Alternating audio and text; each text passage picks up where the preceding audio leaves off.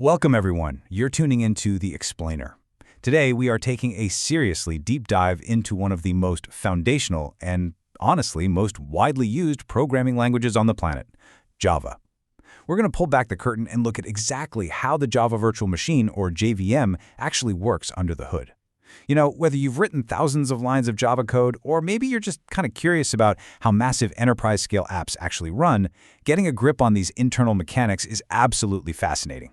So grab a coffee and get ready because we are heading straight into the engine room. So here's our game plan for today.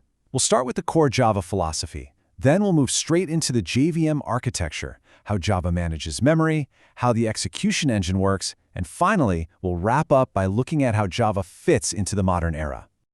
All right, let's kick things off with Section 1, the Java philosophy. Write once, run anywhere. Okay, so let's unpack this. WORA. Write once, run anywhere. This is literally the foundational promise of Java. To really appreciate this, you have to remember that before Java hit the scene in 1995, if you wrote a program, you usually had to heavily tweak and recompile the whole thing just to get it working on a Windows machine, and then do it all over again for a Mac or a Linux server. It was a massive headache. Java was built to break that cycle entirely. The goal was super ambitious but incredibly simple. Write your code exactly one time, and as long as the device has Java installed, your app is going to run flawlessly. No recompiling necessary. So, how do they actually pull that off? Well, they introduced a really clever middleman. See, traditional languages compile directly into architecture-specific machine code. That's the literal ones and zeros that a specific physical processor understands. But Java compiles into something called Java bytecode. This bytecode is an intermediate representation. Think of it as a universal language, not for the physical hardware, but for a virtual machine that runs on top of that hardware. And that right there is the secret sauce that gives Java its legendary portability. Okay, with the theory out of the way, let's transition into Section 2, inside the JVM architecture, inside the engine. Let's see what this virtual machine is actually made of. Now, this diagram gives us an awesome bird's-eye view of the entire system. Look at how the compiled class files enter right at the top through the class loader subsystem. From there, all that data flows down into this massive central block called the memory areas, and then finally, it gets pushed into the execution engine down at the bottom left, which is what actually interacts with the operating system. It's really just a beautifully structured assembly line for your software. Let's zoom in on that first step, the class loader subsystem. It's not just indiscriminately grabbing files, it actually follows three very strict phases. First up is loading, where it reads the binary data of your class files and stores them. Second is linking, which is essentially a three-part security and prep check. It makes sure the bytecode is structurally sound, preps memory for static variables, and resolves symbolic references. If your bytecode is messed up, boom, it immediately throws an error, no exceptions. Finally, we have initialization, where those static variables get assigned their original values and static blocks run. So it's this incredibly dynamic, secure gateway into the JVM. And this whole loading operation is managed by a strict hierarchy of three specific class loaders. You've got the Bootstrap class loader, which handles the core fundamental Java classes. Next is the extension class loader, pulling from the Java extension directory.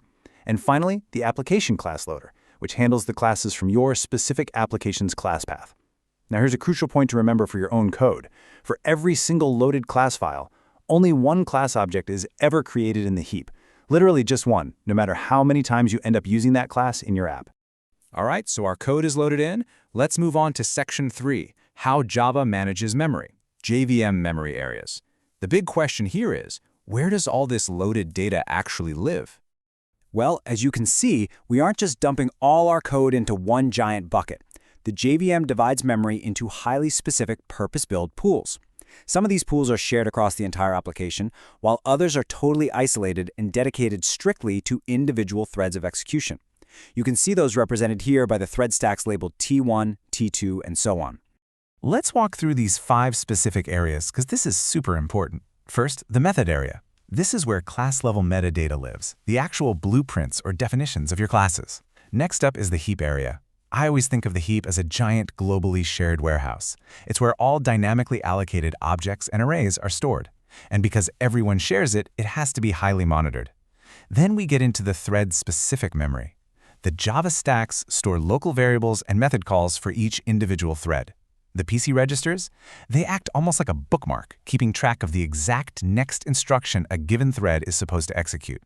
And finally, the native method stacks handle the information for any non-Java code, like C or C++, that needs to communicate directly with the system.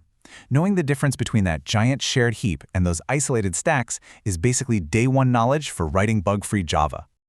So, the code is loaded, verified, and safely tucked away in memory. Now let's jump to Section 4, the execution engine, translating bytecode. It's time for the action phase.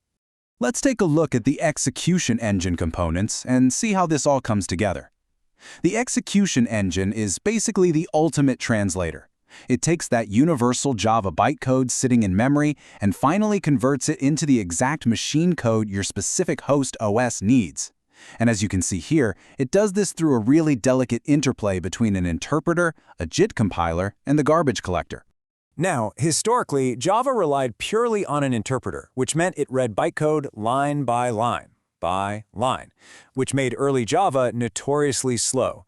But the modern execution engine totally fixes this with JIT, or just-in-time compilation. The JIT compiler actually compiles the bytecode into native machine code on the fly, at runtime. It practically watches your program as it runs, finds the hotspots or heavily used areas, and optimizes them specifically for your exact hardware. It's a massive speed boost. Meanwhile, the garbage collector is running continuously in the background, automatically cleaning up the heap by deleting objects your app isn't using anymore. Honestly, this is a lifesaver because it frees developers from the nightmare of manual memory management. Okay, now that we've totally geeked out on the microscopic architecture of the JVM, let's pull all the way back out for Section 5, Java in the modern era, Java versus Kotlin. Let's see how traditional Java stacks up against modern alternatives running in the exact same environment. Let's take Kotlin, for example. It compiles down to the exact same bytecode and runs on the exact same JVM we just explored. But look at the difference in approach. Traditionally, Java relies on threading in executor service for asynchronous tasks. And, as any Java dev will tell you, manual thread management can be incredibly error-prone. It often leads to major concurrency headaches. Kotlin, on the other hand, introduces coroutines and the Flow API. This is just a vastly more memory-efficient way to handle async programming. It streamlines your code, makes it way easier to read, and drastically cuts down the risk of memory leaks in those Java stacks we talked about earlier. You can really see this evolution in the everyday syntax, too. Just look at this comparison. To create a super simple object holding user data in Java, you're writing this verbose class with private fields, manual constructors, getters, setters, equals methods. It's a lot. In Kotlin, you do the exact same thing with one single line using a data class. Now, benchmarks show that Java and Kotlin have pretty much identical execution speeds once that JIT compiler gets its hands on them, but for you, the developer actually writing the code, Kotlin's syntax heavily reduces the boilerplate, which means way faster development cycles. Which brings us to our final takeaway. We've seen how code is universally written, dynamically loaded, strictly organized in memory, and compiled at runtime. Whether you're sticking with traditional Java or moving toward modern syntaxes like Kotlin, you are relying on this exact same underlying engine. So I want to leave you with this question to chew on. How does understanding these deep, internal mechanics of the JVM change the way you write, optimize, and manage your code today? Because honestly, once you know how the engine works, you can finally take the brakes off your development. Thank you so much for joining me on this explainer. Keep learning, keep building, and I'll catch you on the next one.